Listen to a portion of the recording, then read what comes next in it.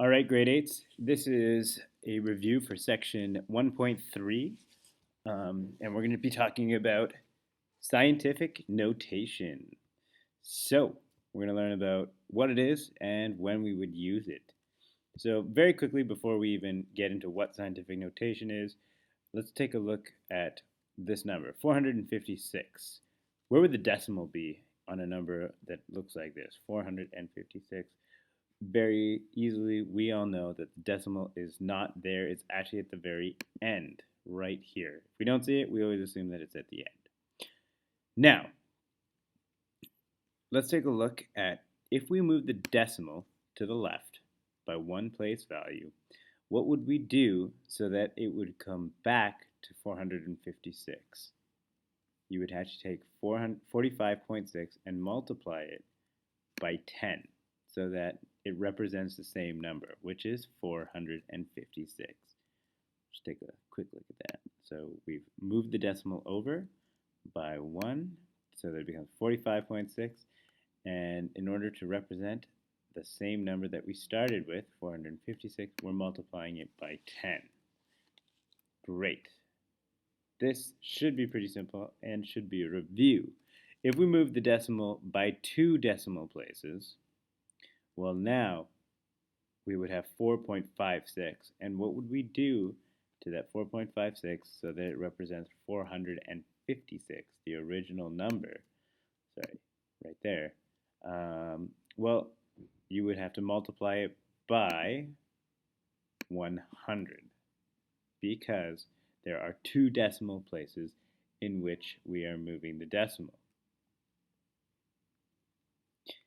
As we have learned with exponents, we can actually change this from 100 to 10 to the power of 2.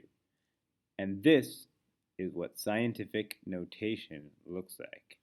It's a number, or bigger number, that is represented by a decimal times 10 to the power of some number. So let's take a look at what we have here. 4.56 times 100 is the same thing as saying 4.56 times 10 to the power of 2. And that is equal to 456, the original number that we started with. If we take a look at this number, or at this process, we've got to understand why would this even be useful?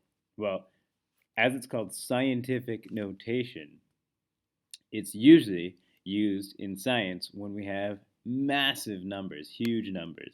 So if we took a look at the distance between Earth and the Sun, it's about 150 million kilometers.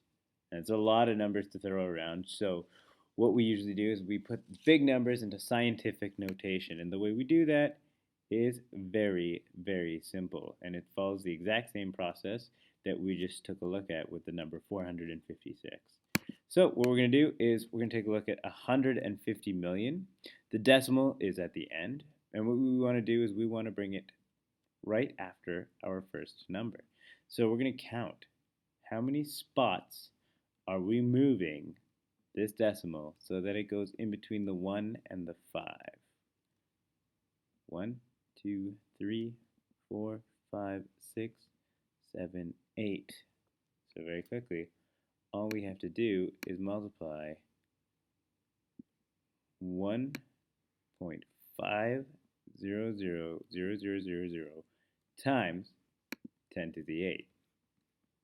And what's awesome about this is that we can actually cut it off after the first 2 numbers after the decimal, right here.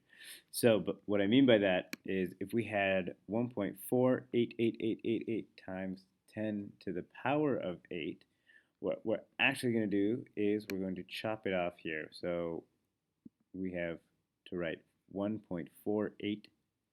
We can actually round this because that's the number that we're ending off with. So we have 1.49 times 10 to the power of 8. And that would be scientific notation. We're going to be going into a bit more detail tomorrow, but this is the general gist of what scientific notation looks like. Again, you have one number, decimal, with 2 numbers following it, and you multiply it by 10 to some exponent. All right, ladies and gentlemen, we'll see you in class tomorrow.